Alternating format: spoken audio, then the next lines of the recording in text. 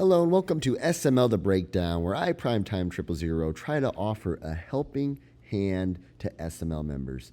Now, I've had my share of success in the SML, and part of the legacy I want to leave outside of just winning games is helping others solve big problems.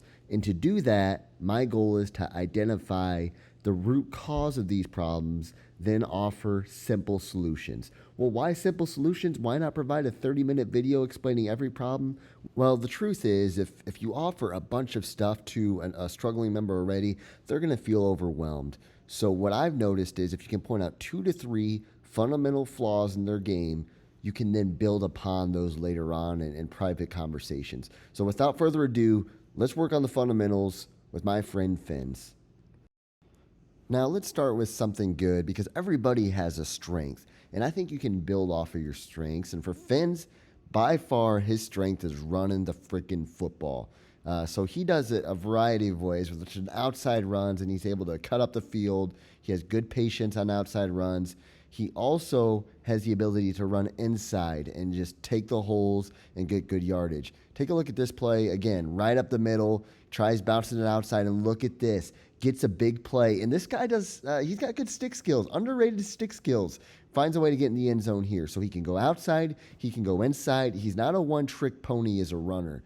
Again, look at this. Inside run, gets blown up the A-gap, is able to cut it outside and get a nice run there. Again, now outside run, hangs on the edge, jukes back inside, gets a first down, or second and inches. And then here, finally, the last run again, just picking his holes, being a patient runner. Fins is a strong runner, and I think this can help his passing game, which isn't terrible. It's not great, but it has potential. We're gonna look at some of the flaws of his passing game and how we can improve it.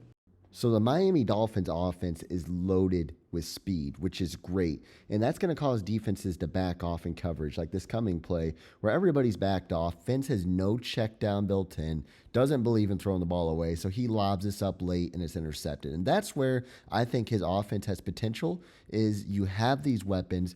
Don't be afraid to use them as a decoy. For example, this play, the running back's going to be wide open and he forces it deep. Let's go ahead and watch this back and take a look at the running back. A few check downs to the running back will suck that defense in, and then you can hit him over the top.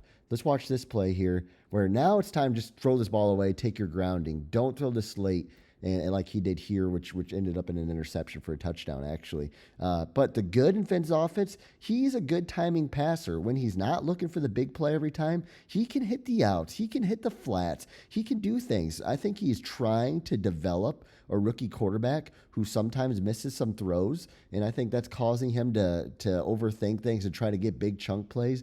But actually working in that run game that we talked about with the timing throws will result in better stats, actually, and he'll get the passing numbers he wants. Now, the biggest hole in Fins' game is his defense. And just to point out one thing on defense would be his user, actually. His user's not very good. He falls for play action a lot. Watch his user here. He gets stuck in the line, then falls way over to the left, leaving a crosser open. His user could have taken one of those crossers away. Again, this is a play action pass. Look where his user is, all the way at the 20-yard line. Let's go ahead and rewatch that back as an incompletion's thrown. But if you watch that back, his user ends up in no man's land.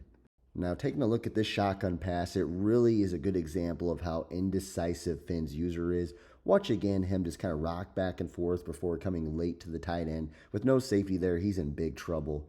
My advice is to pick a guy and attack that guy, even if you're wrong. Look at his user here. He backs up towards the end zone. He's really supposed to be on the running back, and he's running way away from the flat route. He actually takes himself completely out of the play.